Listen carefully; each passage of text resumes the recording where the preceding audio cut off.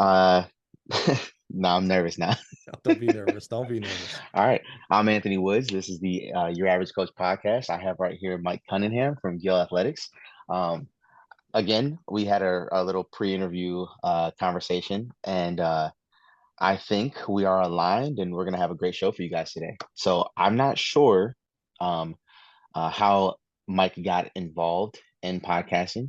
So I'm going to start asking him a few questions on how he got started, ask a little bit about his background, and then hopefully give you guys some tools to maybe one day, if you guys decide that you want to make a podcast too, maybe you'll have the tools to start yours as well. All right. So, Mike, I'll have you introduce yourself. Yeah, I absolutely will. But before I do that, Anthony, I just want to say, first of all, thank you for inviting me onto your show. But maybe more importantly, is taking the courage, the leap of faith to start a podcast. I Yeah. think of podcast not any different than any other social media platform. So Twitter, Instagram, TikTok, etc. If you were to ask someone last year, hey, maybe your best friend, you're like, hey, should I start a Twitter account? No one would say no, right? Like, sure, whatever. Why are you even asking? Like, just do it, right? But for podcast, I get that a lot. Of like, hey, should I start a podcast? I'm like, well, yeah, of course you should. Why shouldn't you? Like, if it's Yeah. so bad, no one's going to listen to it, so no one will know anyway. Much like your Yeah. tweets, by the way. If they're bad tweets, no one's going to know about it, right? Yeah. So I think of podcast as social media adjacent to it, and that's kind of how I attack it when I create ours and our different themes and things like that. So I'm just so happy for you because I think we need more media in our sport, and any media in our sport that focuses on coaches, well, this guy's a big fan, trust me. So I listened to your first episode with the great Tony Holler, Feed the Cats, man. You did a great job, and hopefully, not hopefully, you will. You're gonna do a great job here today. And when we look back at episode 100 one day, you're gonna think of just how funny it is that you're nervous. Big deal. No, no nerves at all. No nerves at all. So again, thank you so much, Anthony. Thank I you. do appreciate that. So for me, kind of 30,000 foot level. I was a college track coach for 10 years. My last place was at Mississippi State. So I made it to the SEC. I'm from Alabama originally. So that was kind of a big Nice. goal for me, was to get to the SEC. I'm a big SEC homer. So I think they can do no wrong and they should win it all, right? The SEC tournament is basically the national championship in my mind. So I did Same. that for 10 years. Some people know this. I actually quit coaching, moved to Las Vegas, and became a professional poker player. So I did that for a little bit. That was not as fun as I thought it was going to be. To be real honest with you, I thought it'd be like the funnest career ever. It's not as fun. Not as fun. Do not recommend it to anybody, no matter how good you are, how good you think you are. And then thought I wanted to get back into coaching. Knew a lot of Gill people because that's who I bought my track equipment from. They were hiring, and man, let me tell you, best decision of my life. That was almost 19 years ago, actually, in August. Wow. Yeah, I know I don't look that old, Anthony. I get it.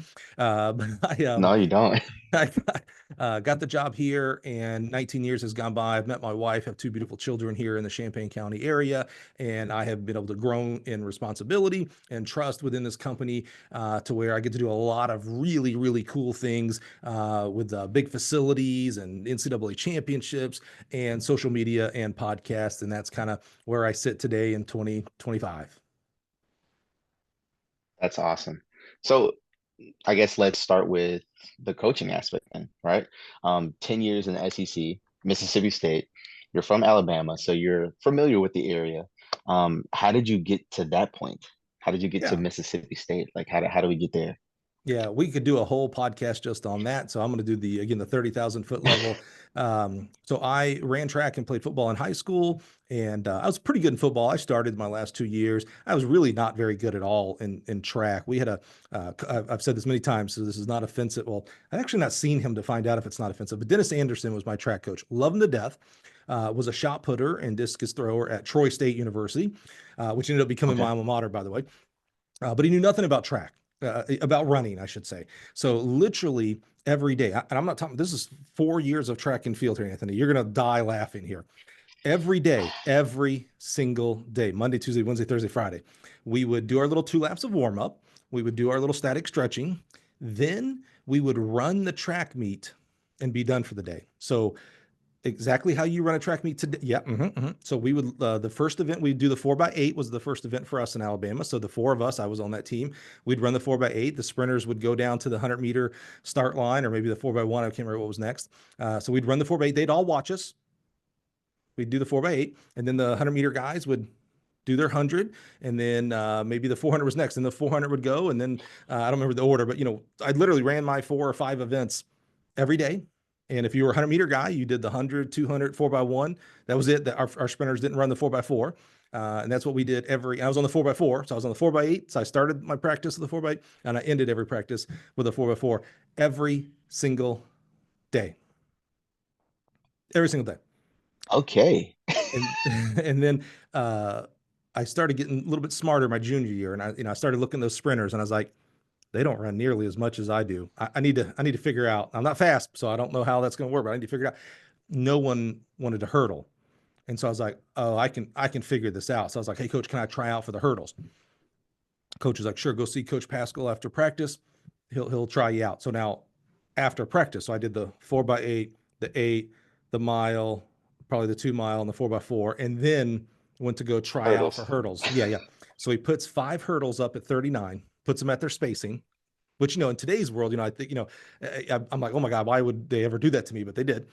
And, ran and jumped and literally jumped. Bad hurdlers take 5 steps. I probably took 10 in between each hurdle, jumped, did 5, got done, looked at coach, had my hands on my knees, looked up at coach, and he was like, not bad. Let's try that again. So I go back, jump, jump, right? Get done. And all kids, they won't say this out loud, but all kids want approval from adults, Mhm. parents, coaches. So I just wanted his approval. Like, how was that, coach? He's like, that's good. That's good. One more time. Now we all know what happens when you say one more time, right? So I run and jump, and I didn't jump high enough. And I crashed and burned. We had an old recycled tire track. So I just, Oh, track rash all over. But I immediately hop up. Coach, how was that? And he's like, you know what, Mike? You keep working and you're going to be shoo, shoo. Now, I didn't know what the heck that meant, but it was really exciting. I yeah. was so excited. I ran all the way home to see my brother. Now, it's not that impressive. I lived right across the street from the school, but still. So I run into my room and I was like, Brian, coach said that if I keep working on hurdles, I could be shoo, shoo. Now, my brother is one of the most realistic dudes in the world. He just looked at me and goes, man, we had big accents back then. He goes, what the hell does that mean? And I was like, yeah, I don't know, actually. And today I'm 40, almost 49 years old. I still don't know what exactly. I kind of get the picture, but I don't know what the heck he meant. So terrible hurdler, terrible track athlete, not very good coaches in regards to the technical side. They loved us, so that's one of the most important parts, but technically they didn't know it. I go to Chicago, go to college up there, study for a year. I'm not studying in a major that I really want, and I kind of miss sports. So a high school was literally right outside my fraternity house, and De La Salle High School in the Chicago Catholic League. And I decided to drop out Yeah. of college and just, oh yeah, that's right. I forgot you're in the Chicago area. So yeah, De La Salle. Yep. Yeah. So I decided to drop out of college. I got a job downtown and started volunteering for the high school. And again, God just places you in certain places. I called the head coach, Russ Martin. God, I love him. He's such a good dude. And he's like, well, actually, I'm looking for a full-time assistant. And I was like, okay, I'll make it work. Yeah, I can do that. And he goes, what events would you coach? And I was like, well, I shouldn't tell him about the hurdles because that was a little embarrassing. So I said, well, I was an okay 800-meter guy. It's 4x8. We made it to state and stuff. So probably 800 distance, etc. And he goes, I'm the distance coach. I really need a sprints hurdles guy. And I was like, well, I hurdled. I can coach that too. That literally, I just pivoted. So I was like, oh yeah, I can do that too. Yeah, of course, So of course, of fast. course. Yeah. So fast, so fast. I'm from the South, right? Speed. We can do this, right? So coached 1 year as an assistant coach. He retires. I somehow, no degree. I'm what, 19 at the time, no degree, 19, no. And I convinced I guess father, it was a Catholic school, to make me the head coach for the next year. So here I am, the head coach of a Chicago Catholic League school, a school down in Alabama, Troy. It was Troy State back then. Troy University was recruiting one of my kids, a hurdler of all things, and that kid ended up going to UMKC and doing an amazing job. Did a great job. Was all conference. Did an amazing job there. But the coach down in Alabama, Bob Lambert, God love rest his soul, said, "Hey, I actually need a coach for sprints and hurdles, and we have an undergraduate coaching position. You need an undergraduate degree. Why don't you come home?" And so I went down to Troy for 3 years. They paid for all my degree, and I coached sprints and hurdles for them down there. Uh, Wow. speed this up just a little bit. So after that, I went to after I got my degree, I went to Kansas and was a head junior college coach at Neosho County Community College. Okay. Went on after that to Ball State University and was the women's assistant sprints and hurdles coach there. And then from Ball State, got the job at Mississippi State where I was sprints, hurdles, and eventually jumps as well. Wow. Okay. So what a journey. A So we bit, yeah, went, lots of hopping. All those people that yeah, complain about coaches moving job to job. Well, I was that guy. Yeah, 10 years, 5 different places. that's crazy. Yeah, And I had this vision when I decided I wanted to be a teacher.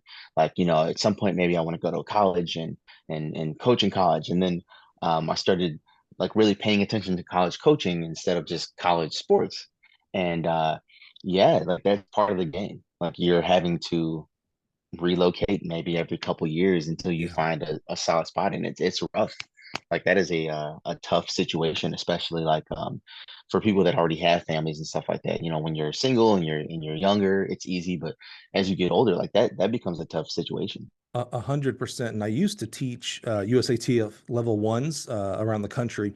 And the number one question I would get from high school coaches in the audience would be, well, hey, you coached high school and went to college and made it to college. How do I coach college? And I'm like, maybe you don't. I'm like, you got a good teacher salary. You don't coach in the fall. You only really have to, barring our distance coaches, you coach in the spring. You don't have to worry about recruiting in the traditional sense as far as traveling. You got to recruit the hallways, of course. Uh, and you get to go to the state meet. Like it's like why would you go coach college? You're gonna make way less. You're gonna Yeah, travel everywhere. You're gonna have to go to different institutions, whether it's your choice or not. We're recording this right after the NCAA Division One championship, so this is kind of yeah, a Black Monday, if you will, meaning there's a lot of coaches that get the pink slip this past weekend, and so now coaches are scrambling. They've got wives, they've got children, they've got husbands, they've got roots in communities, and now they find themselves without a job. And in the college side, there's not many colleges around each other, so you're going to have yeah, to move states a lot of times. So yeah. not a not a not always a healthy profession, especially when you consider how much money we are not making on the college Exactly. sides. Yeah, and I'm sure you're not getting the same type of like pensions and as teachers and things like that. We're setting yourself up for retirement, so like Right. that's a struggle in itself. Like I that was a short-lived Mhm. vision for me Yeah. once I realized that. Yeah, Um, and not saying, my wife is a long-term sub, so I get a kind of a glimpse, and I have two kids that are in school, so I get a glimpse of the teacher's, life. Trust me, being a teacher, whether it's high school, elementary, middle school, it's no cakewalk. Now, I'm not saying that no, yeah, college is harder. I'm just saying there are other attributes to the college that make it hard, and certainly, our high school teachers, God love you guys and gals, because you are going through it. It's a tough job dealing with 14, 18-year-olds every single day, other people's 14 to 18-year-olds every single day. So God bless teachers. Not saying that's an easy job by any stretch of the imagination. yeah, for sure. Yeah. Shout out to all the teachers and all Absolutely. the kids too. So let's fast forward then. You coached for 10 years at Mississippi State. Um, what follows that then? Yeah. So my 10th, I coached for 10 years. My last couple were at Okay, Mississippi got State. it. Yeah. Yeah. Got Yeah. it. Oh, yeah. I'm not that Got it. old. That would make me old if I was 10 years at Mississippi State. Okay. At Mississippi State, we had a fairly large controversy with an athlete that I won't get into, that ended up going to the court system. And it really kind of jaded me a little bit on track at that level, at the SEC Power Four level. I thought coaching was just about how much you knew and how much you could recruit. But on that level, there's a lot of politics that are involved. And I can't imagine how, this was back in my last year was at 2005. I can't imagine what 2025 looks like today with the politics in that Yeah. level of track and field. And so it was my 10th year coaching. I decided, I was like, I just want to get completely away from track. Like, am I really supposed to be doing this? Let me get completely away from it and see if it brings me back. I was making a lot of money playing poker on the side. In Mississippi, there was a lot of casinos with poker and things like that. So I literally put in my 2 weeks notice and had never been before, drove to Vegas and got an apartment, got a room inside of a house, and played poker for a living, man, every day, 24/7, essentially. That's crazy. So like every day you're waking up, you're going to the casino and just hours on end. I woke up every day at 2 o'clock in the afternoon, which I thought that was probably be the cool factor. Like, oh man, I want to get up. Ain't no alarm, buddy. I just get up at 2, right? Get up whenever I want. The only reason I got up at 2 was I was on a big Fear Factor kick. I don't know if you ever watched that show back in Yeah, the yeah, day. yeah, yeah. With Yeah, Joe Rogan. Yeah, Yeah. right. I love that show, right? So I get up at 2, literally lay in bed, watch it for an hour. It's what time it was on in Vegas. So at 3 o'clock, I'd start, making my day. I'd get up, have my shower, have my breakfast, and then go to my casino. And typically I played at the Win. That was kind of my home casino. And, minimum would probably be 12 hours. Once I played 100 hours in a row, but I would routinely play 24 to 30 hours at a time. And you just don't see the sun. I stopped working out, so gained a lot of weight, things like that. I wasn't smoking or doing drugs or anything like that, thank God. But just was just sitting on my butt 24 hours at a Yeah. time playing cards, and that's not the physically healthiest nor mental healthiest profession in the world when you do it that way. I didn't take any days off, literally 7 days a week, 365. Um, just wasn't healthy in that sense. Goodness, that's crazy. Yeah. So like literally 24-hour days at the casino. I mean, that wasn't even like I could blink and do 24 hours. That was really easy.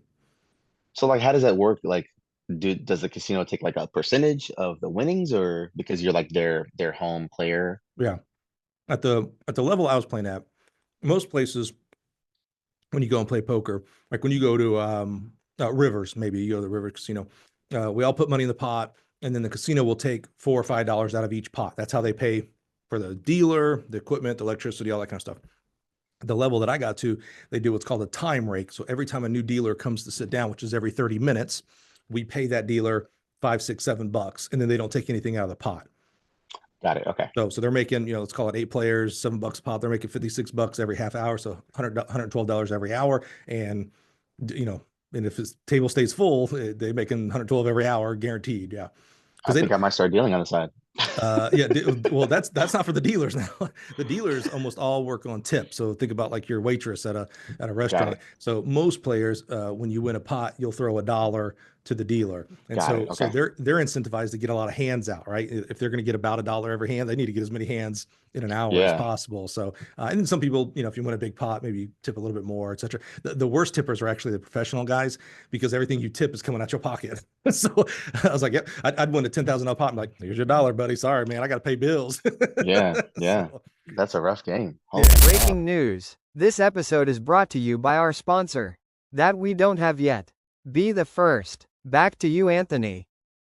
Holy yeah, yeah, cow. yeah. Okay. So It's then you tough. said that you knew people from Gill Athletics from Mhm, your prior mhm, positions in coaching, right? Because mhm. everybody shops through Gill, let's be honest. Thank you, thank you. Um, so how does that conversation come about for you becoming an employee? Like Yeah, how does it even get to that point? Yeah, it's a conversation that I have every year that I've been an employee here. We will get coaches that will call us and say, "Hey, what have you heard?" Now it's a lot different today with Let's Run and social media and stuff. So there's a lot of jobs out there that you kind of know, like back in 2000, back in my day, Anthony, before the internet's, you had a word of mouth on what jobs were open, right? So that's what I was Yeah. doing. I was calling my guy. He doesn't work here anymore, unfortunately, but I was calling my guy saying, "Hey, what jobs have you heard about? Who's moving on? Who's about to get fired?" So that I knew what jobs to start calling, be like, "Hey, man, and so I heard you need a sprints coach," those kind of things. And Yeah. so I applied to a couple of jobs. I was very spoiled, and what I mean by that is. Don't be fooled just because we're all Division 1. I'll use my alma mater, Troy University, and I'll use my former employer, Mississippi State. We're both Division 1, right? We're both trying to win the Division 1 national championship or whatever, right? Psh, we ain't in the same game, bro. Power 4 now. Back then it was, what do we call it? The FBS or whatever we called it.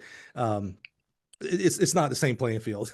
Our budget at No. Mississippi State was billion times more than our budget at Troy University. And the funny thing is, our budget at Mississippi State was still next to last in the SEC. So even though we had a ton of money, we were the poor rich kids, if that makes any sense, right? Yeah. Yeah. And so I was spoiled, man. Our kids, we got so many pairs of shoes a year. Where at Ball State, we'd get one pair every year. Just the things that you need. It's not excess. It's the things that you need to be successful as a track athlete at a high level. You need multiple pairs of shoes a year. You need to be able to travel and things like that. And so I was very spoiled. I just, call me spoiled. I'm okay with that. I couldn't go back to a Ball State, a Troy, etc.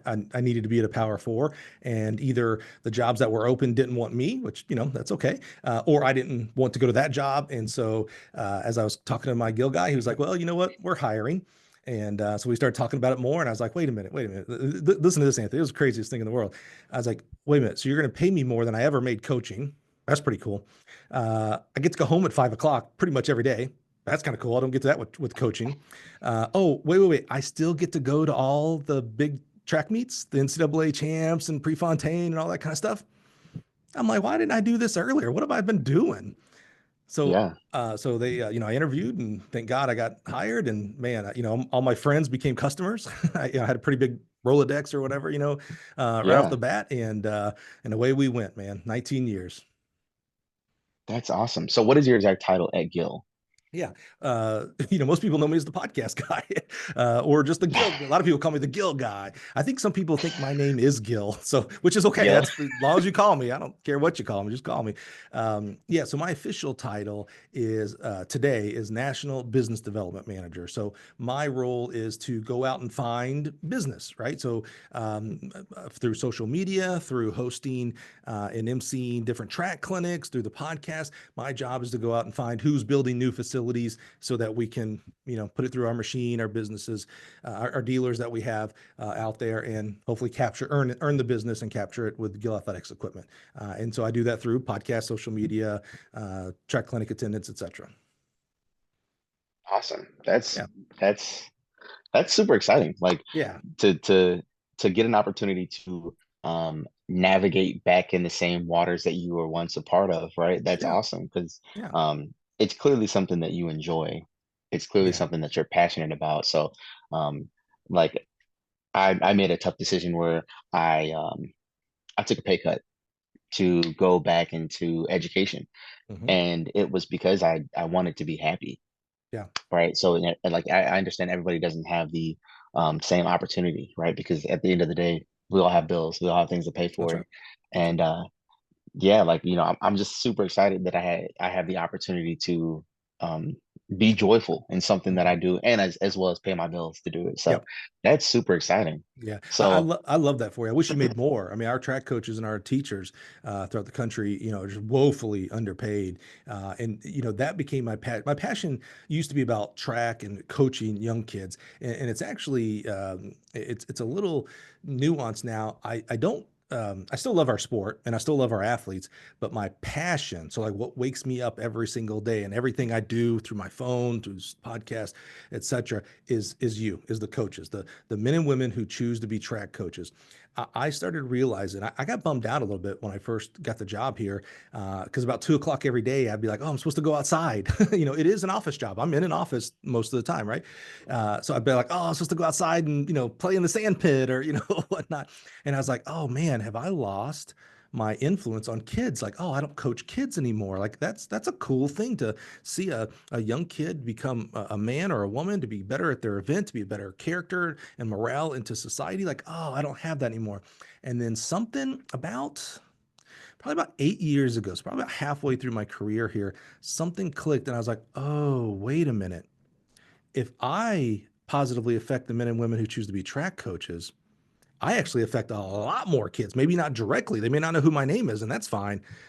But if I uplift and honor track coaches, oh, I've got a way bigger influence on this sport. Because you can play chicken and egg and say, well, if it weren't for the athletes, we wouldn't have track, or if it weren't for coaches, or if it weren't for administrators, whatever. There's all these things you can say. Well, if we didn't have them, we wouldn't have track. It's a big amalgamation of everybody. We need everybody for the sport. But man, for me, coaches, if I don't have coaches driving kids properly, being the positive role models every single day to these men and women, to these boys and girls, I can't imagine what kind of men and women they would grow up to be if they didn't have that. yeah, So I'm going to be that advocate, that cheerleader, that rah hype man for track and field coaches, so that you, Anthony, can go on that track every single day and show what these boys and girls, what a real role model is. And because here's the thing, 99% of the kids you coach aren't going to college and aren't going to pro for track and field, right? hmm, But 100% of them are going to go on to become moms and dads and business owner and clergies and tither, whatever. They're going to go on and become big parts of society. Well, that's your most biggest impact you have on society, is what you do for those boys and girls.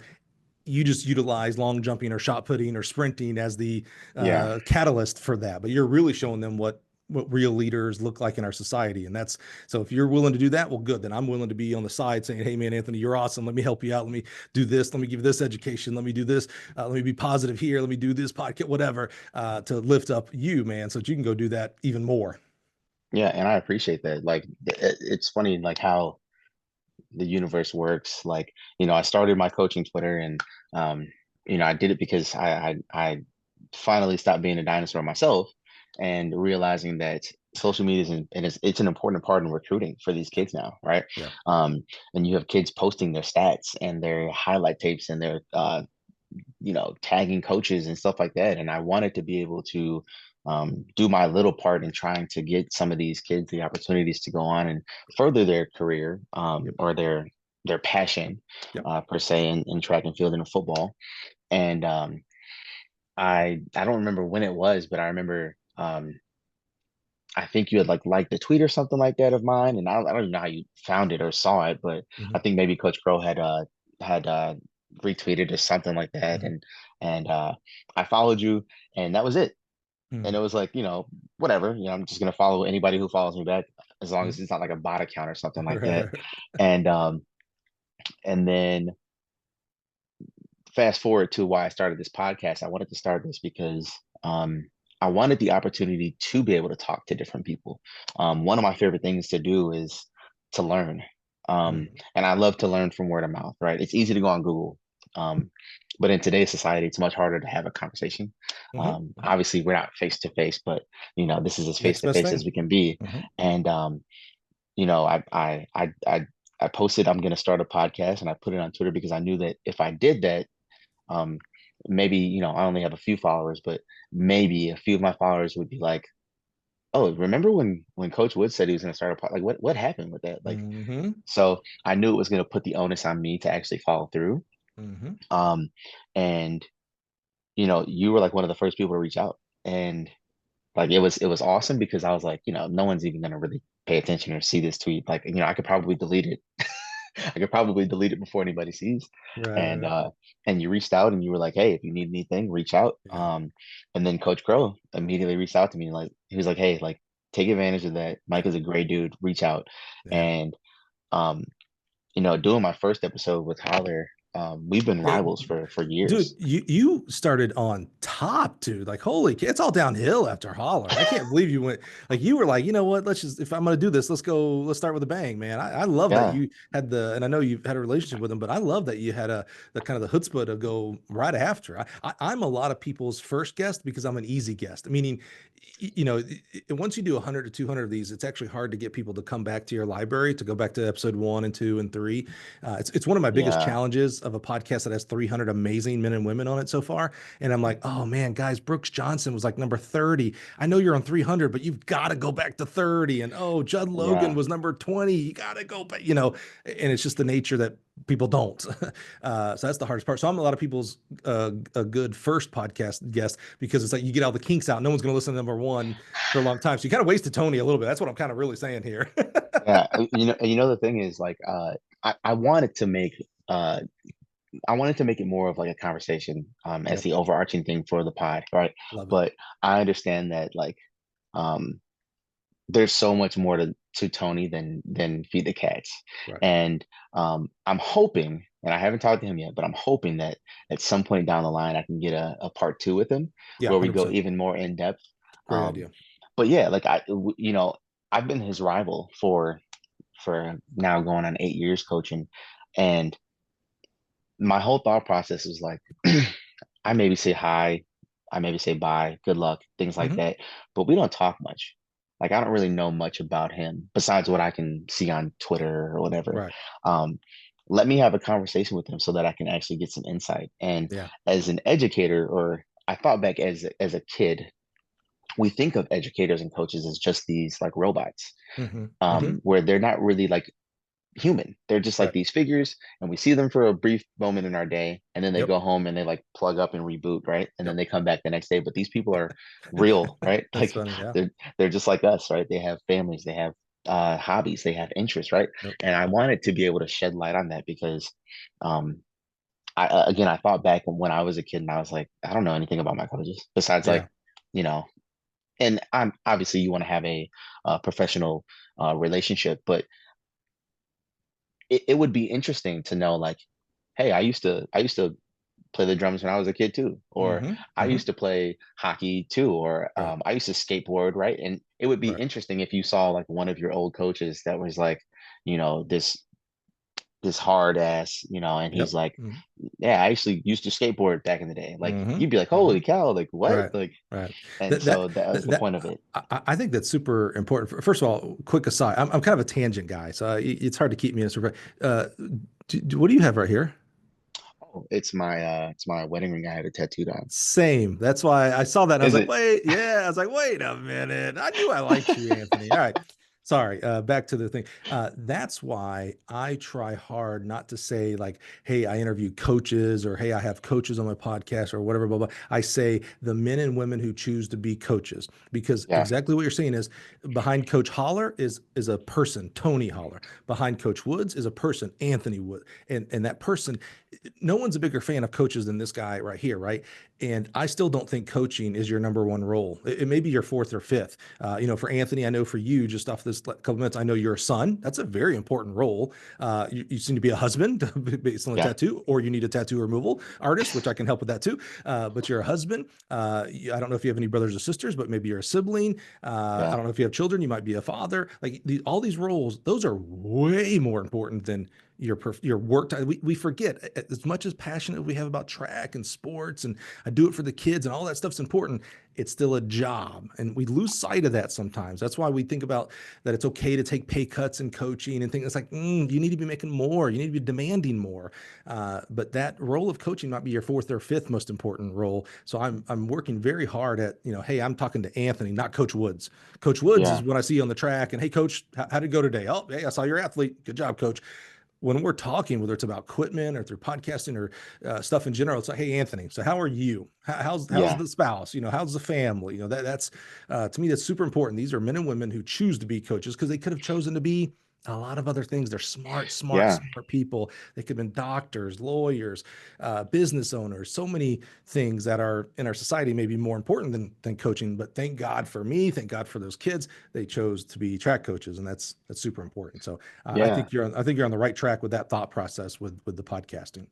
I appreciate that. Yeah, and again, who knows how many people will end up watching this or listening to this, but Mhm. I'm hoping that at some point maybe some of the kids will see this as well and be able to see So um, let me some of ask you some though. of mine and anybody else's that I interview, some of their Let me ask personality. you though. What's it matter? And what I mean by that is it's very easy in podcasts just like it is in social media to worry about how many followers do I have, how many people saw that tweet, how many people listen to my podcast, etc. I step back and say what's it matter, and the reason I say that is let's say no one listens to episode one of your podcast with Tony Holler, which that'd be a mistake, by the way. If you're listening to this, you need to go back and listen. First of all, it's Tony. He really is amazing. He's a great teacher who happens Yes. to figure out how to market track in this training philosophy of his that has helped a lot of kids. That's amazing. But he's a teacher at heart, first and foremost. So go listen to that. But let's say no one listens to that. You'd be devastated. I was like, oh my God, no one listens to it.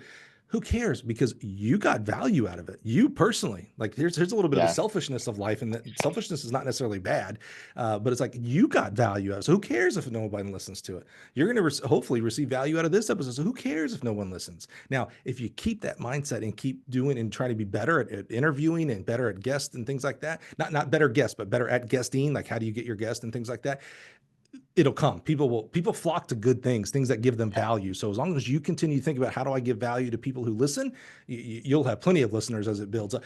We have 250,000 listeners at this point.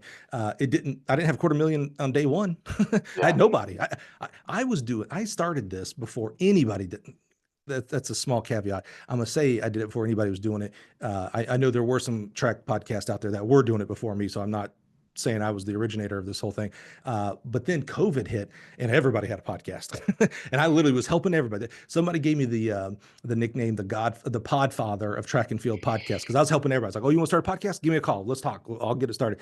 And the reason I did that because I didn't see them as competition. I saw them as helping to build up the ecosystem of track and field Yeah. podcast, and I knew we were going to get over COVID one day. And when that happened, they'd all go back to coaching. And that's exactly what has happened. Thank God. Again, we need them as coaches, and they need a guy like me to stay on the mic. So, so it builds. And I've worked really hard at giving value to listeners and to guests. If you keep that in mind, it ain't gonna matter. It'll grow. It's gonna take time. Yeah. You know, the best time to start a podcast was a year ago. The second best time was today.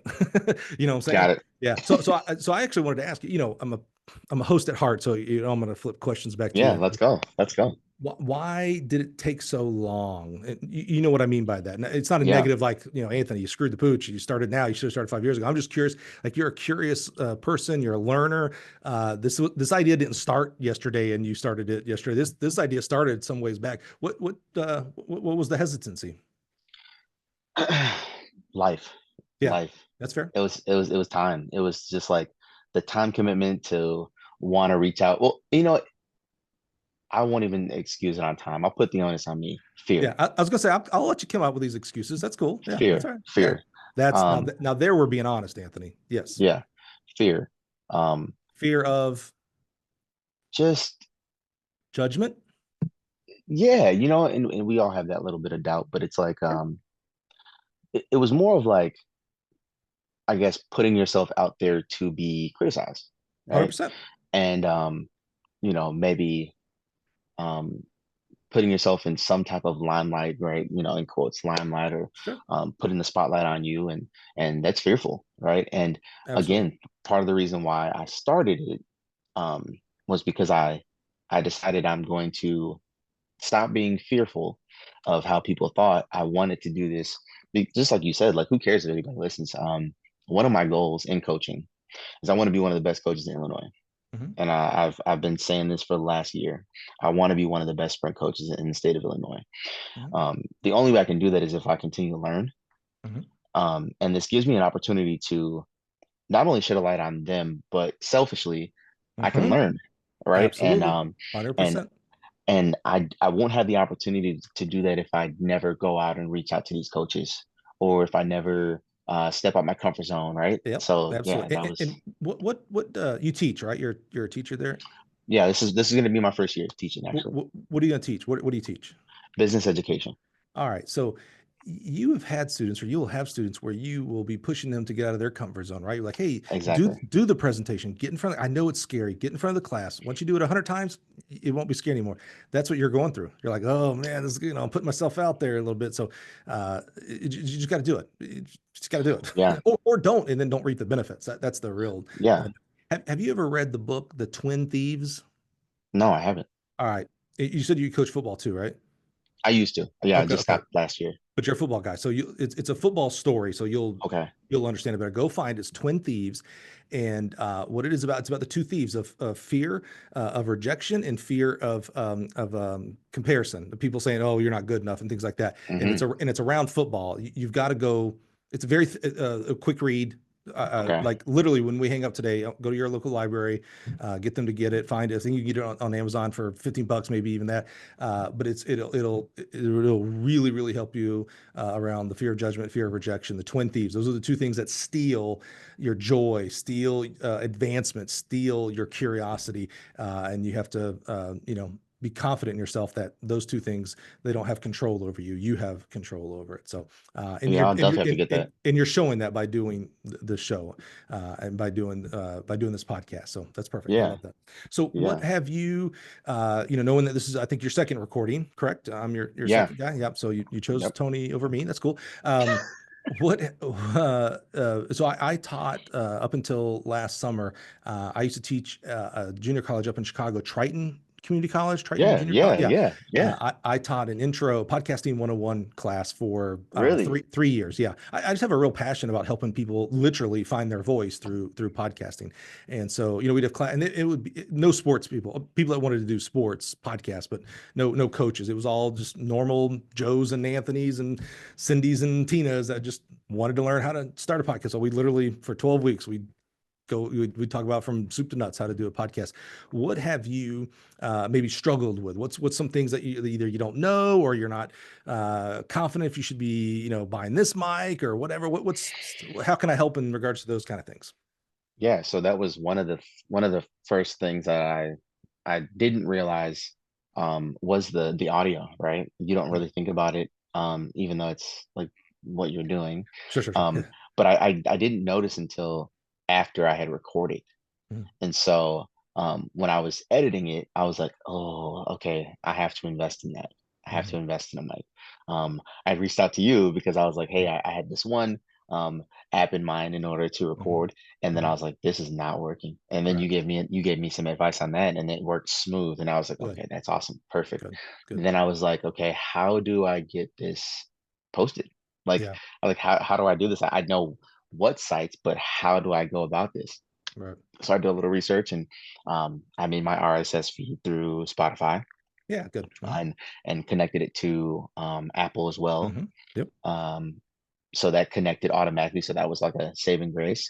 Yep. Um, and then I was like, okay, I want to be able to give people both views because I'm a visual guy. Like I Mhm. love watching my podcast. Mhm. I'm cool with hearing it, but I would rather see it just so Mhm. you can see like the facial expressions and all Yep. the different things, the mannerisms, all those things.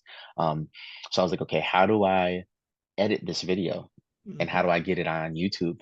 Mhm. Um, what's a good app to start off with, Mhm. obviously before I just start spending money on things I don't really know about. Mhm. So I was comfortable with CapCut, um just to do like my intro and outro and stuff like that. Mhm. um but yeah, like the biggest thing was the audio. Mhm. So I had reached out to Carson Vittorio from Illinois Running News, and he was like, hey, here's a great mic brand, check it Mhm. out, see what's in your budget. Mhm. So that's going to be the first thing to upgrade Yeah. the quality. So before you do that, here is my biggest recommendation for everybody is don't spend a single dime on anything.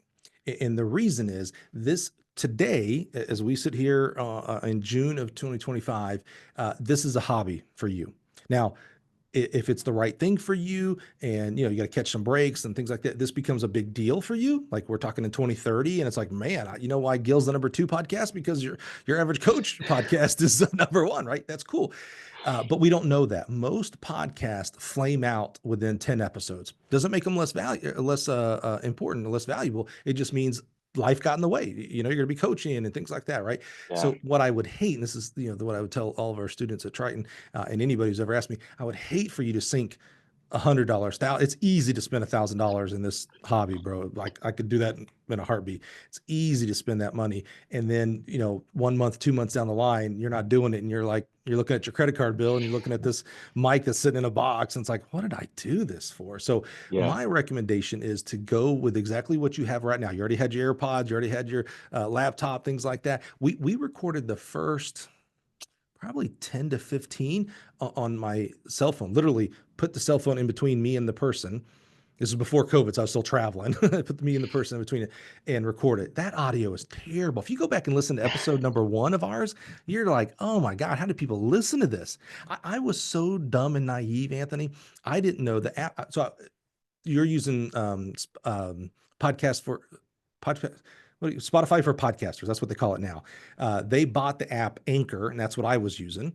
And so Got it. I would use Anchor, and I didn't know that when you use the app in Anchor, like in person, it had a 1 hour max. So after every hour, you'd have to restart another hour, right? Yeah. I'm an hour and 10 into my first interview with the guest when I kind of touch the, get the black screen off of the, and I see that it stopped recording. I was like, oh my God, the last 10 minutes of like, I am so sorry. Like, I'm like, I'm just an idiot. And so published it, and I just put on my intro, I said, hey, you know what? Your humble host here made a mistake. Didn't realize that after an hour it cuts off. And so, there's no way to naturally do that. So we decided we would just go right there and we'd publish it. So at about an hour, you'll hear a very awkward in the middle of a sentence. It'll just stop, right? And then I came into my outro and said, hey, well, here's where I screwed up. Thanks for listening. Check us out next week, whatever, blah, blah, blah. So I did it much better the next couple through my phone. And then COVID hit. Well, that took away in person on the phone. Yeah. Well, you could use that app back then. I could send you a link and you could get on your phone and I can get on my phone and it would record in the app. No 1 hour time limit then, thank God. So I did that. So I literally would sit in my closet because that was some of the best audio acoustics you could have. Sit in my closet and interview for probably the next 20 episodes. Wow. So it's $0 still. $0.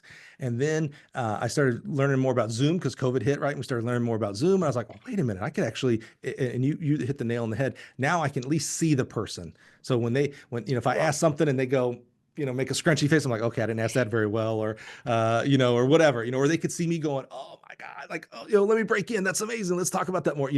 That's much better than on the phone. Right. Yeah. And then I had this content as well, but I wasn't putting it on YouTube. I didn't until about probably episode 80, 90, 100, somewhere around there. And I was like, wait a minute, I have this content. Why some people prefer YouTube, to your point. Let me get that. So I backdated all my, I had all that data and Nice. put it all on there. Nice. And now today we do it through Zoom, and I schedule it, but within minutes it's already scheduled to be on the podcast to go when it's supposed to go, and on the YouTube when it's supposed to go.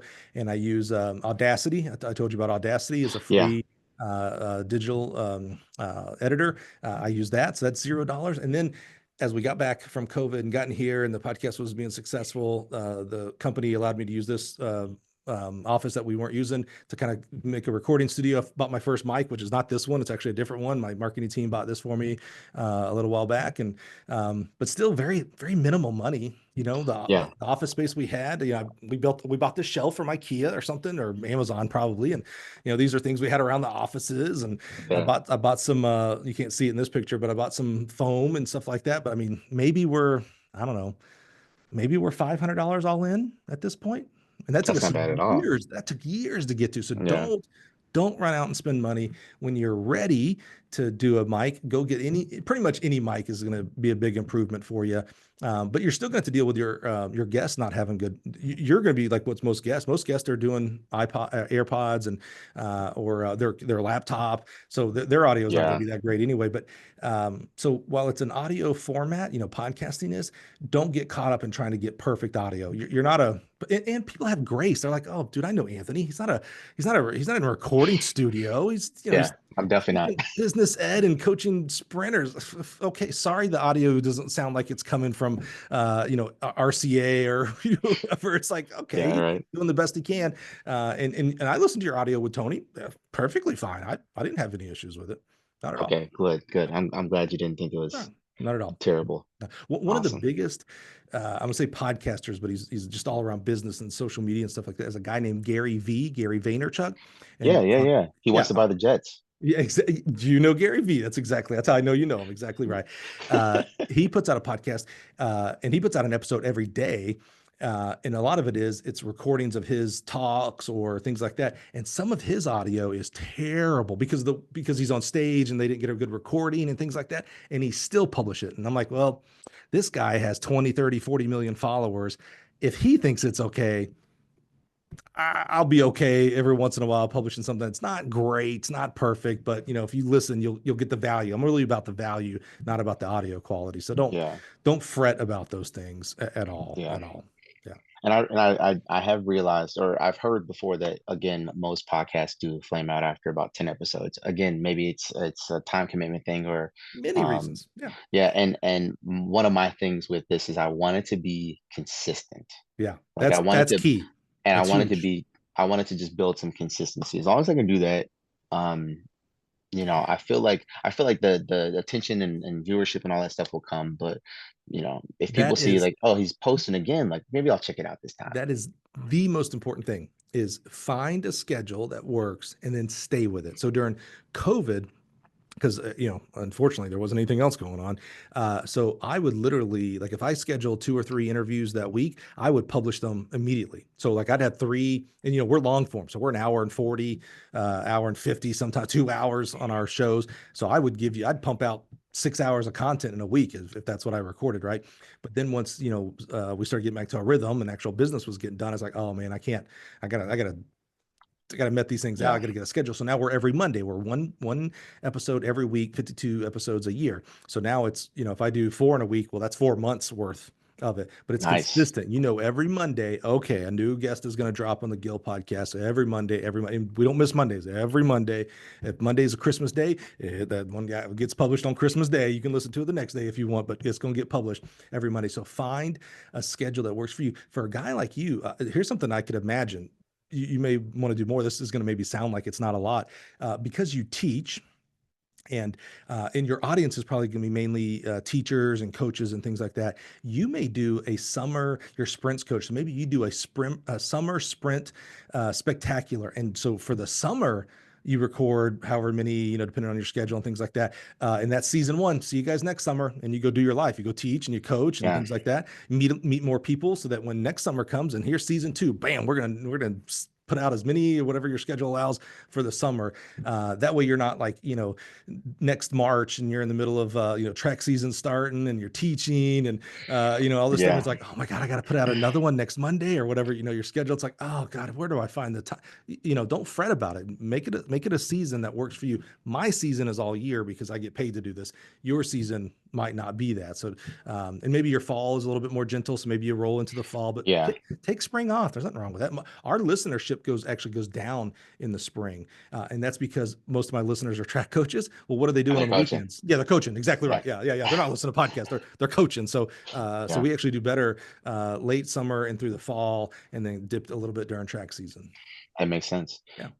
So then I'll ask you a question then. So you started off the podcast by yourself as a hobby to start off with.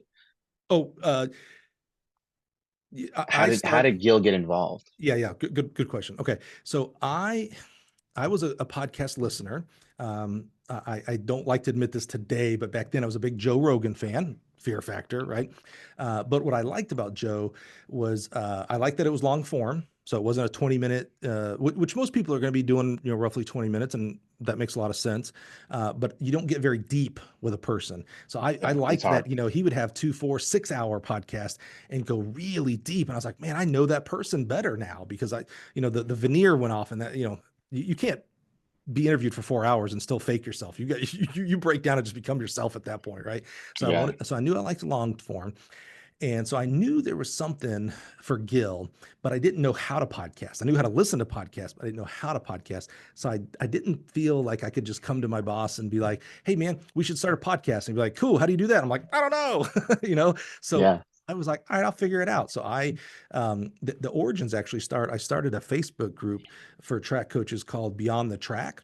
And every day we'd have a conversation about mental health, physical health, financial health, all the things, beyond the track, everything outside the track. What are some things, how to concern yourself with your kids, your athletes, and social media, how to hire people, how to fire people. These are all things that coaches, that it's a big part of your job, and you never get taught about this stuff. You go to a track clinic, you learn how to do long jumping better. You don't learn how to read resumes or even to build your own resume, so we started with that, and I started doing live interviews through the Facebook, through that app, through that group Beyond the Track. And so I did 3, 4, 5 of those. So I kind of got my chops as far as how to interview. They stayed on Facebook. And then I was like, all right, so let's figure out how to podcast. So I started with Anchor, and really, it's kind of like coaching. I heard you say this with Tony, so you'll understand this. Coaching is stealing, right? You're just like, oh, I like what he does. Let me take that. Oh, I like what she did there. I'm going to use that drill or whatever, right? Well, same, by the way, I'm the same person. So I was like, oh, I'll start a podcast called the Mike Cunningham Experience instead of the Joe Experience. And I have a pretty varied life. I'm not just centered around track and fields. So I've got a lot of different people in my life that are super interesting. So I'm going to interview like Joe does. I'm going to interview it's not all going to be track people. It's not all going to be whatever. So my very first, now I did want a big guest right off the bat, which is what you did with Tony. You were smart there. So one of my good friends, I've known him since he was like 16, 17 years old, is Justin Gatlin. I don't know if you're young enough to know who that is. He's a little old now. Yeah. Well, he's got his own successful podcast. That's probably how you know him now. No. But Jay and I are good friends, and Olympic gold medalist, things like that. I was like, oh, well, he'll get me some credibility right off the bat. So I called Jay. I was like, hey, Jay, I'm starting this podcast, man. I want you to, will you be my first guest? And, he of course said yes. Thank God. He's just an amazing human being. And so he was my first guest. So that got me a lot, and everybody expected that, right? It's like, oh, Mike's the track guy. Of course, he's got a track guy, right? My second guest was a guy I went to high school with who became one of the top nuisance chefs. So he goes out and all these things that are like those wild boar in Alabama, the lionfish down in the Gulf of Mexico, all these invasive species. that are out there. He goes out and finds out, like, figures out, he's a chef, how to make meals with these animals so that we can get rid of these invasive species. That's crazy, right? It's just, that's crazy. From little What? old Eufaula, Alabama, this guy grew up and knows how to make like 100 dishes with lionfish and 100 dishes with wild boar and all this stuff, man. It's crazy. It's crazy. So I had him. I had a doula. Do you know what a doula is? Yeah, yeah, yeah. Yeah, yeah. So I had, we had a doula for our kids. So I interviewed her. I interviewed a That's guy. awesome. I interviewed a guy who was he's in the pop rock band called All for One, and now is on his own recording artist, is on his own single recording artist. Adam Email had him on the show. Oh, I had oh gosh, what's his name? Wing Wang. He makes watches, like legit, like he's a watchmaker. Like who the world actually makes watches. And oh gosh, I wish I could remember the name of his brand because it's amazing. He does amazing work.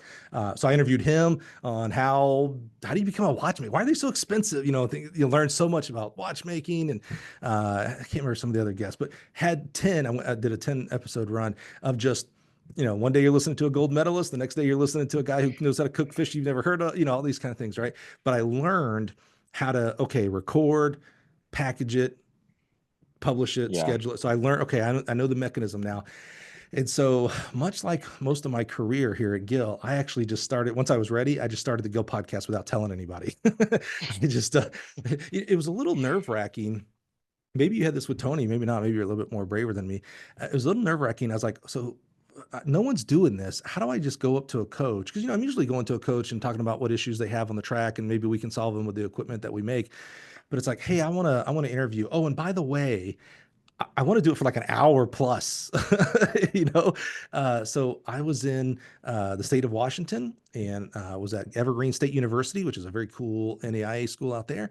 And the coach, who's a throws coach, one trip that I was out there, he told me how he became the NAIA national champion in the weight throw or the hammer, maybe both, at the age of like 35. And I was like, that's crazy. Like, what do you like? I know they don't have age rule, but that's weird, right? That's kind of like, I want to know more about that. And so the next time I was out, I was like, hey man, so there's got to be a cool story to that. Like, how did you wait that Yeah. long to go to school and all this kind of stuff? And so that was what we talked about so I was like, hey man, I'm thinking about doing this podcast. Would you be the first guest? And he's like, yeah, sure. And so we went to the conference room at his school and put the phone between us, and I cut him off after an hour. That was the That's one I screwed up awesome. on. Yeah. So ever so grateful for him, for being our first guest. But yeah, so I just kind of rolled on from there. This is how bad I am, Anthony. What was the actual topic I was talking about? What was my How did actual? how did Gil Yes, get yes, yes, yes. involved in the podcast? Yeah. So I just started it, interviewed him. I think the next week I was in Boston. So I interviewed three guys from Harvard who were amazing: Mark Mangiacotti, Brenner Abbott, and Love his Kaba. work. Yeah, and Kaba Tolbert. Love Maybe you Mark's know work. Kaba. Yeah, Mark's great. I've known Mark and Kaba for a long time. Brenner I had just met actually at that time, and literally in one day sat in their offices and recorded on my phone, and and then I still hadn't published yet. I think right before NCAA indoors, I started publishing. That's when I first started publishing. And then, the world shut down. And so we pivoted to Zoom and just kept going. And now we're 300 and I don't know, 20. I think we're right about 320 at this point. Like you started recording. You're like, okay, I'm working for Gil. I have these connections. I have these wonderful stories that I can share with the world. How did you come to your boss to like what was that conversation like, hey, I have this content, like I think we can do something with it. Like Yeah, like most things I've done around here, I just got caught. I got busted basically. So I started our Twitter account without telling anybody, our Instagram, our Facebook, because I just knew we should be on there. I didn't know what to yeah, do with it. Just like podcast, I was like, I know we need to be on here. I don't know exactly yeah, what we should do with it. And so, like, for the social media, one day my boss comes to me and goes, "Hey, I got this email from this guy who says, he could do our Twitter better. All these professional people think they can do the stuff better than I can, or whatever." He goes, "We have Twitter?" And I was like, yeah, boss. So about that, I was like, I haven't posted anything. I swear, I'm just using it to like learn from other people. But he's like, no, we probably should be on that. And get out of the way. I'm going at that point. So I took over, right? So same thing with the podcast. I think one day he was like, "So we have a podcast," and I was like, "Yeah, yeah, yeah." So let me tell you about that. And thank God for my boss and my boss's bosses and stuff.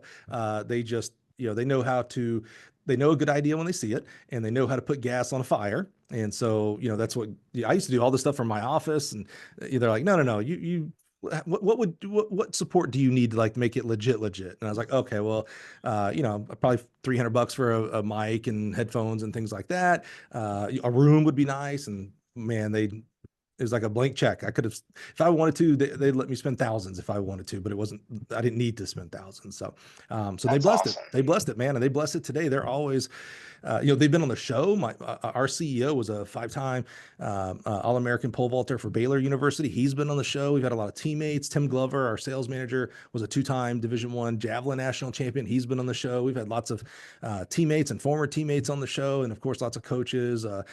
We have a huge dealer network out there: BSN, MF Athletics, VS, and a lot of other great men and women who represent our products. A lot of them have been on the show, so it's Yeah, it's that's it's awesome. it's taken off and become its own thing. That's for sure. That's awesome to have that support from Mm. a place that you're already at, right? Because it's Invaluable.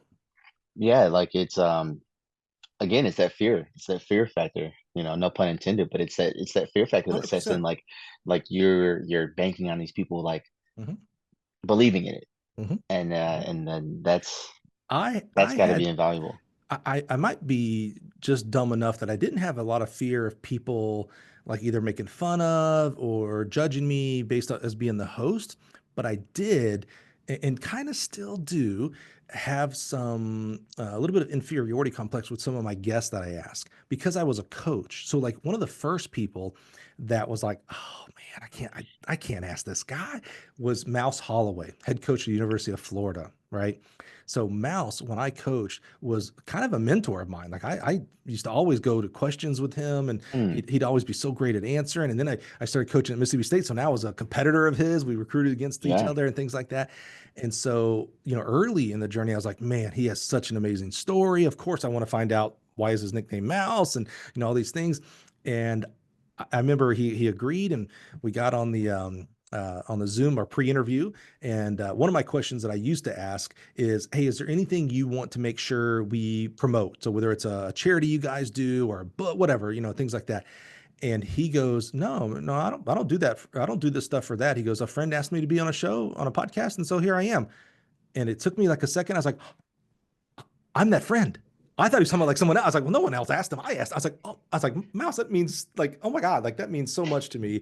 And now, that relationship has blossomed. I saw him last week in Eugene, and I hug him and I tell him I love him because I do. I love him as a person, as a man, as a leader in our sport and his family. And so now it goes from, sheepishly asking him to be on a podcast to like, brother, I love you. Like we're both humans in this great world, in this great sport. And I'm just so grateful to be able to call him a friend. And so there's a little bit of that. When I ask Carol Smith Gilbert, who just won the women's title at the NCAA Division I by like 1,000 points, I've known her for a long time, but she's a big time coach. And by the way, I ask you for 2 hours of your time. That's a yeah, lot. yeah, And so there's a little bit of sheepish, like, oh man, I don't know if I should ask her. Brooks yeah. Johnson, rest in peace. He was a big one. I'm like, man, he's a giant in our industry. So I still have a little bit of that. It's gotten a lot better, especially when you can now count a Mouse and a Carroll and a Brooks and George Williams, these really giants in our industry as now former guests. It's a little bit easier to go to someone and be like, I mean, you probably want to be on the show, bro, because I've had Mouse and Carrie, like, you want to be Yeah. like, I have people now, I have a list probably 100, 150 deep of people that want to be on the show. And I always tell them, I was like, all right, man, I'll put you on the list. My goal is kind of like Pokemon. I want to catch them all, but I only do 52 a year. So that means if you're number 52 on my list right now, it'll be a year before I call you up. Uh, Yeah. but but again, it's been amazing how I truly think that you are meant to be exactly where you are today. Whether it's a good situation or a bad situation, doesn't mean this is you're going to stay in this situation. But I think where you Mhm. are, where your 2 feet are right now, is exactly where you're supposed to be. And I can't remember who the actual person was, but they had asked to be on the show, and it was like 2 years, 2.5 years later, I finally got them on the show, and their story, their journey was so much better than 2.5 years ago. Like they'd gone through some things. I'm like, oh, bro, we wouldn't have been able to talk about this if we'd have done Yeah. this 2.5 years ago. Like this, there's some, not knowing where your faith is, where you in your journey, and your listeners, but there's a little bit of like someone else is in control here a little bit of what we're doing. And when you're supposed to Yeah. be on the show, you'll be on the show, Yeah. Yeah. So And a lot I'm of fun. and I'm super gracious that you've been a mentor to me so far in this Oh, game, well, you and deserve it. so You deserve it. gracious. And Yeah. I don't, but the fact that you're able to provide me with advice and information, Yeah. and just kind gestures, I really appreciate you so Yeah, much. absolutely. Yeah, you're welcome. And Um, again, you do deserve it. Whether you think you don't or not, you do. You're bringing value. The people that you're going to have on your show, people that you won't even know, dude. Like we're very quick to say the negative and very slow to say the positive. It's just it's not a social media thing. Same thing was in 1950 and 1850. Same thing. People would be slow to do positives and very quick to be the negative, right? So there will be people that will receive value from your show that you'll never know. Like somebody in Connecticut is going to listen to your show and be like, so who's this Tony Holler guy? Maybe I need to look. And they've never heard of Tony, and they yeah, do, and they start coaching that way, and their kids and their program grow. And that was because you allowed the platform. You did it. You know what I'm saying? So yeah, don't think you don't deserve it. You absolutely deserve it because, again, because you're an interview show of track coaches, which is near and dear to my heart.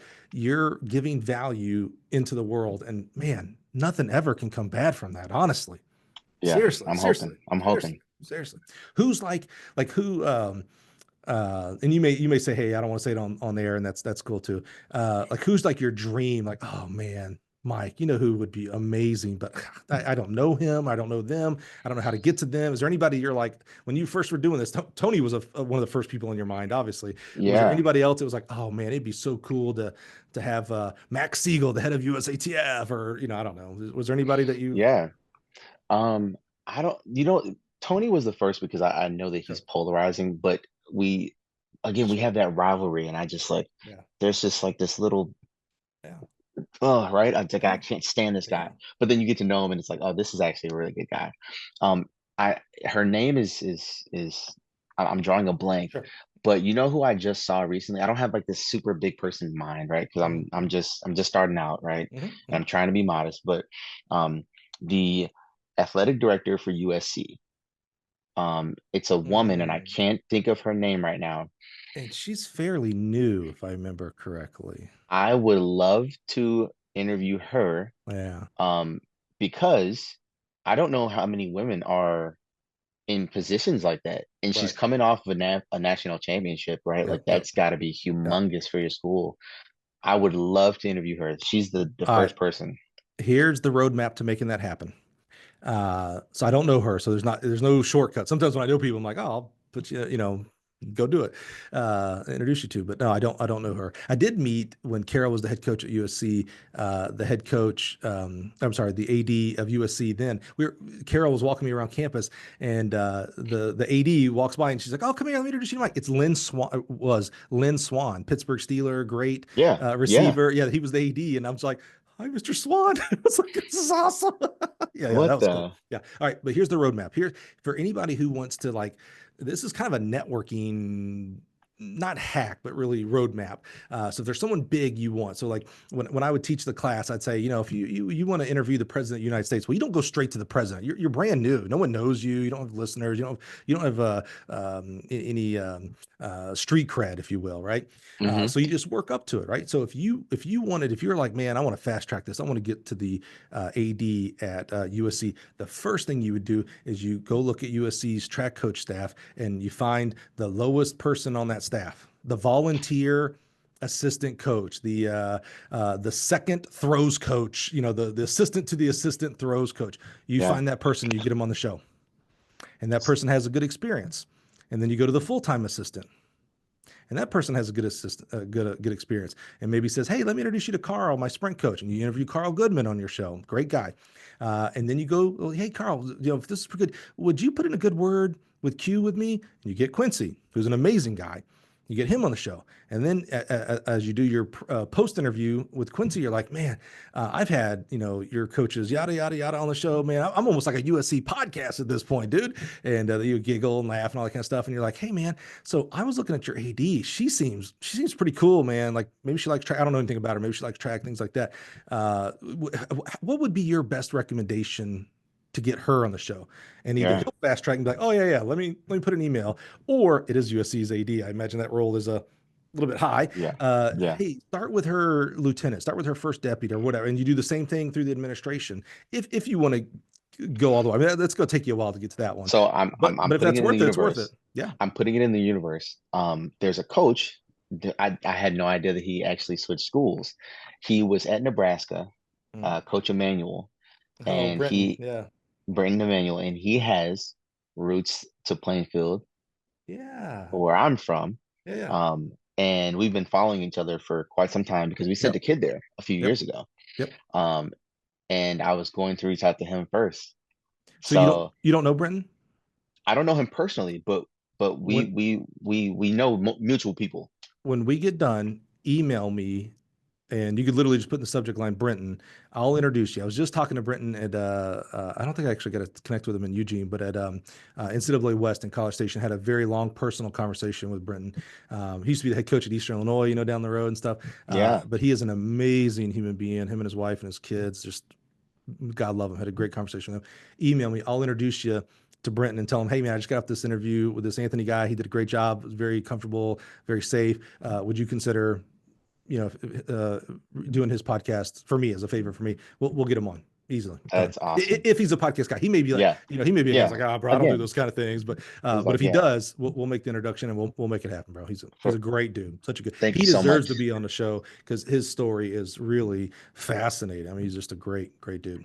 Yeah, I've heard nothing but great things about, and it's crazy that I wouldn't have these conversations with these people if I never started the podcast, right? Like I would have never known anything about you. All That to right. Like, me is the biggest hack. I tell people, so again, part of that class, I would tell people, and I've given this suggestion to many student athletes that I've talked to as well. If you want a job in a certain industry, start a podcast and start interviewing people that are in that industry. Two yeah, things. One, you're going to learn a ton because you're going to be interviewing people that are already in the industry. Two, you're going to tell me if you put in your resume for a job and you're up against someone else and you interviewed one of the people or the person you don't think you automatically get kind of ahead of the line? Like, oh, come on, man, I had a good time with Anthony on the podcast. Maybe I want to hire him and bring him. It's a hack that just, in people, when I've told that, some people have pushed back and said, well, what if I don't get any listeners? You don't have to tell anybody how many people listen to your podcast. That's not, first of all, you know how many people have asked me, when I say, hey, I'd like for you to be a guest on the show. You know how many people have actually come back and asked me, well, how many listeners do you get? none. Yeah. Zero. Yeah.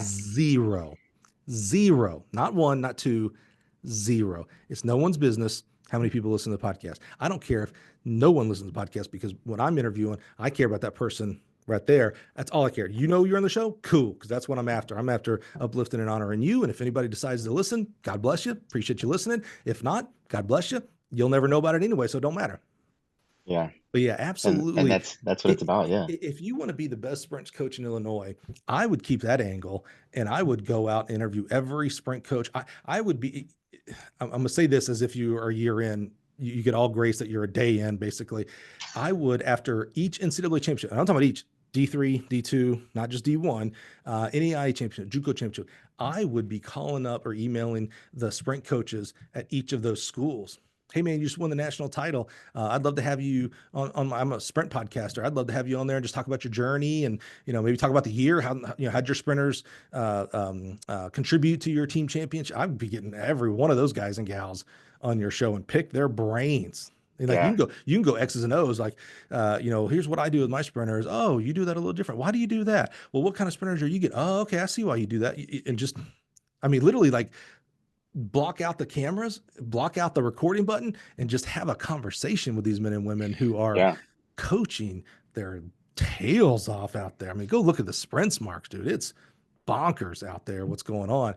Go have conversations with them and you'll be getting a master's class, bro. In 1 year of doing that, Yeah. you'll be 5 years ahead of everybody. You know what I'm saying? Yeah. And that was like the secondary part of it. It's like I'm getting so much information. It's like by the time I get done, hopefully with my episodes and my guests, like I'll have so much more knowledge that I can go take and bring to my Cheat kids. code. It's a cheat Yeah. code. It really is. Yeah. I started off locally. I actually asked over state weekend. I asked Coach Licados if I could have a Hmm. conversation with him sent down from Edwardsville. Good. Um, and He's a I great felt guy. like that was part of the steps of me Hmm. overcoming that fear. I Yeah. asked Tony the same night. I said, Tony, Hmm. hey, I got this podcast idea. I want you to be Hmm. the first guest. Hmm. Literally, I saw Licados and I was like, I'm talking to Carson, and I'm like, I'm about to go to ask him. And he's like, dude, Hmm. he's a cool guy. Just go ask him. Yep. And I Yep. was like, no, I'm about to go ask him. Right. Like Hmm. I'm like trying to like hype myself up. Absolutely. And I was like, Absolutely. this guy's built such a great program. He's Hmm. got a perennial program. Hmm. They're consistently winning state titles and stuff. Start And I went and start talked to him. start with people you know, people that you're Yeah. comfortable with. Think about, you have something a lot of Illinois sprint coaches, college coaches want, right? Athletes. So call the sprint coach at Illinois Wesleyan, call the sprint coach at DePaul. Like these are people like, well, I probably should do the podcast because I'm going to recruit his kids one day. You know what I'm saying? Like they have a little bit of Yeah. like, maybe, scratch your back, you scratch, that kind of thing. Like, so they want to be on the show. Absolutely start there before you get that, before you call Mouse Holloway. You're like, Mouse, you have no idea who I am. Yeah. I'm this guy up in Plainfield. I have the show. Would you, that's a big ask for a guy who's, on the world Yeah. championship teams and things like that, coaching pros.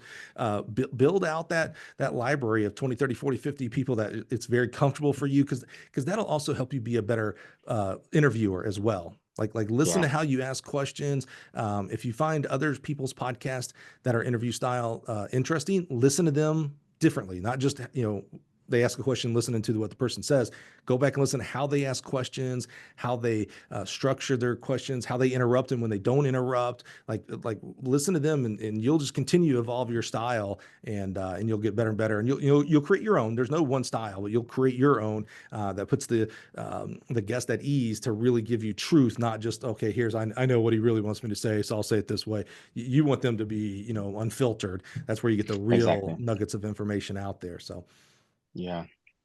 I'm super excited. Yeah, I'm excited for you, dude. This is great, Yeah. man. This is Yeah, this great. is awesome. Again, I just want to thank you for being so gracious. Again, you don't have to do this, right? You're taking time out of your day to give little old me and your average coach podcast some time. And no, but I appreciate it because Yes, sir. we have to start somewhere, right? Yeah, And that's right. and for you to be able to be like, hey, here's some information, and I'll give you some of my time. That's Yeah, invaluable. So yeah, yeah. I want to thank you and make sure I give you your flowers while I'm on the phone with you. Absolutely. Last nugget of information I'll give you, a cheat code, if you will, for your podcast. Do you use ChatGPT at all? That might be a curse word for a teacher. I'm not sure, but you know ChatGPT, right? You know what I'm Yeah, talking about? Okay, yeah, good. yeah. All right, good. I'm glad you at least know that. So here's kind of my workflow, if you will, of our podcast. When we get done with a podcast, now from Zoom, right? It'll give you two files. It gives you the audio only file, and it gives you the video with the audio file, right? Hmm. I take that video file and I put it into YouTube, and I schedule it for when, month or two later, whatever it's supposed to be scheduled. And then I take the audio and I do my intro and outro on Audacity, right? And then I put it into Spotify, and I tell it 2 weeks, 3 weeks, whatever it is, right? And I already have a title. Format, right? So I just put the person's name and the school, and change the number, right? Move on. But there's that podcast episode description, very, very important for people who are searching, right?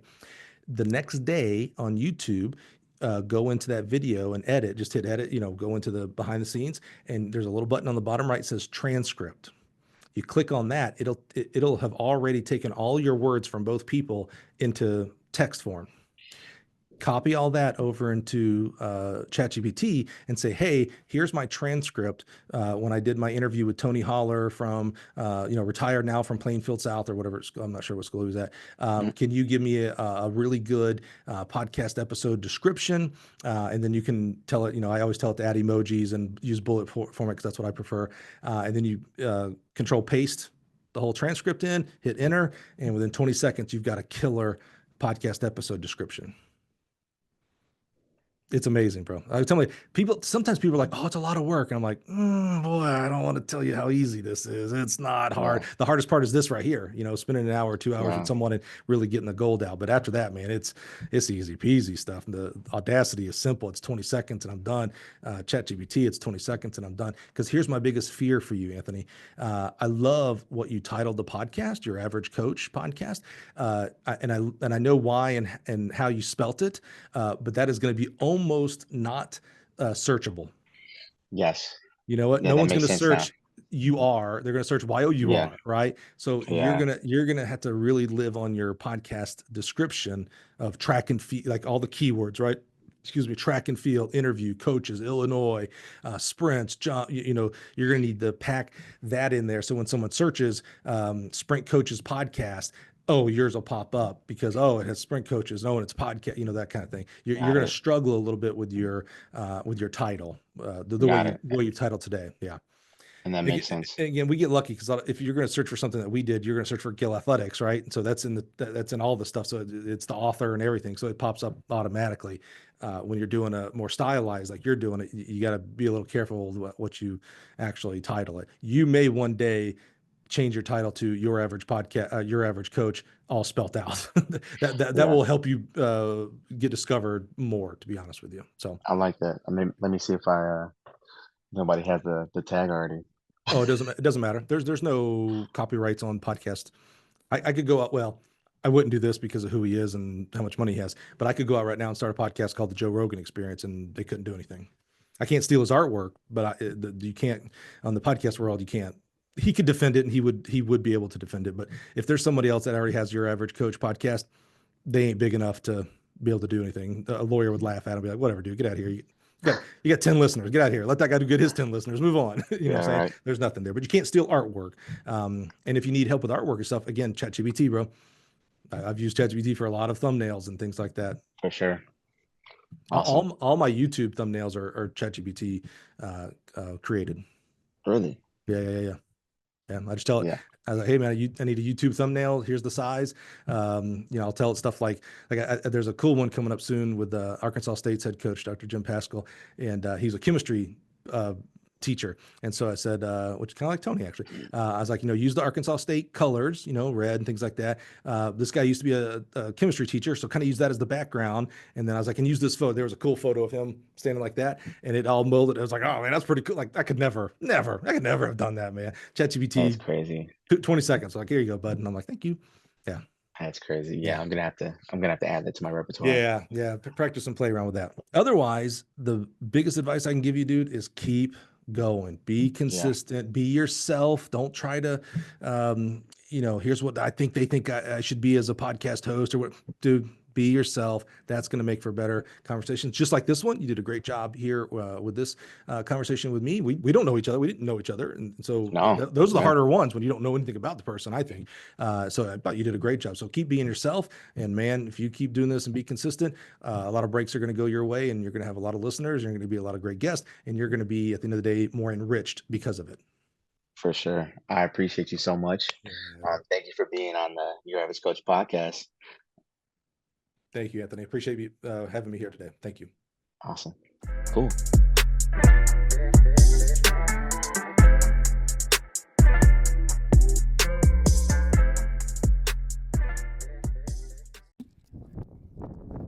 Yo. Be ready to go away. Your Average Coach podcast. Tune in, baby.